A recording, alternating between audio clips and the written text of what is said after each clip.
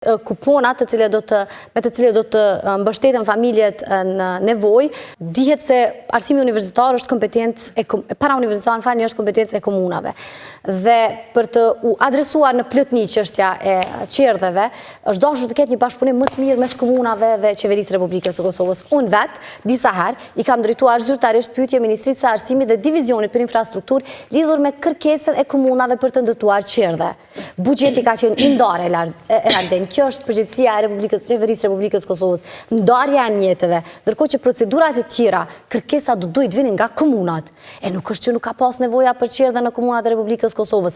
Unë po nisem për shembull nga Mitrovica, një qytet në të cilin unë banoj, ku ka pas nevojë jo vetëm për qerdhe në qytet, por për qerdhe edhe në fshatra, sepse qerdhet nuk janë një ekskluzivitet i zonave urbane. Nevojë për qerdhe ka sigurisht edhe në fshatra. Në këtë drejtim, unë mendoj që komunat nuk kanë qenë në krye të detyrës sa i përket kërkesave në raport me edukimin e hershëm. Ndërkohë tash nëse mund ta dim, a e keni kuantifikuar sa qerdhe planifikoni ti ndërtoni apo jemi duke domethënë ky është një proces i cili është duke vazhdu. Në qeverisjen e ardhshme mendohet të investohet akoma më shumë edhe në rritjen e përfshirjes së fëmijëve në edukimin e hershëm.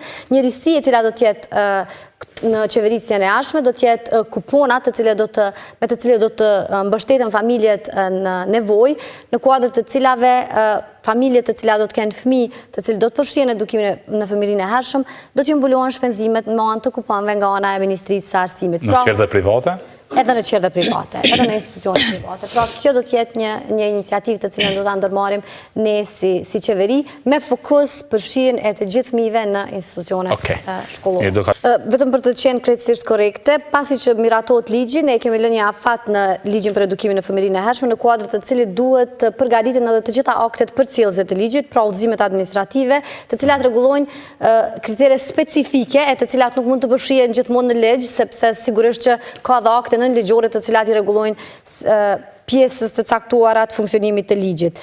Eraldin, kjo që thashun vlen vetëm për familjet në asistencë sociale, pra ky program të cilin ne po mendojmë ta zbatojmë ka të bëjë me familjet në asistencë sociale. Në anën tjetër unë thash që ndoshta fokusi kryesor i joni dhe analiza që është bërë vazhdimisht tregon për nevojën për ndërtimin e qerdheve.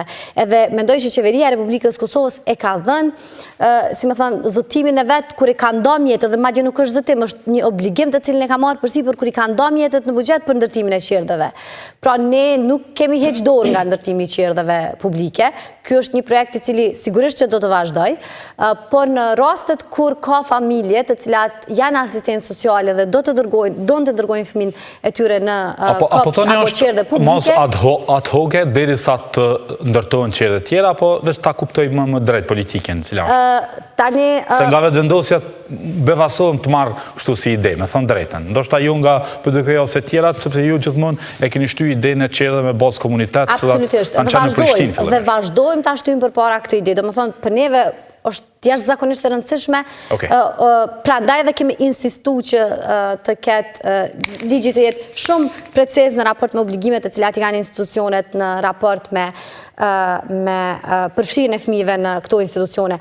Në anën tjetër, ajo që apo them unë është që paralelisht me investimet të cilat do të vazhdojnë në qerdhet publike, në adaptimin e hapësirave për qerdhe publike, nëse ka familje të cilat janë asistencë sociale dhe dojnë me dërgu fëmijën e tyre në kopsht apo në qerdhe private, atëherë ne do të nëpërmjet një programit me kupon, ne në këtë rast ministria do të ndihmojë dhe do të përkrojë ato familje në mënyrë që fëmijët mos të mbeten të papërfshirë në edukimin e hershëm, sepse ky është fokusi dhe ky është qëllimi jon. Pra që fëmijët gjithsesi të jenë të përfshirë në edukimin e hershëm.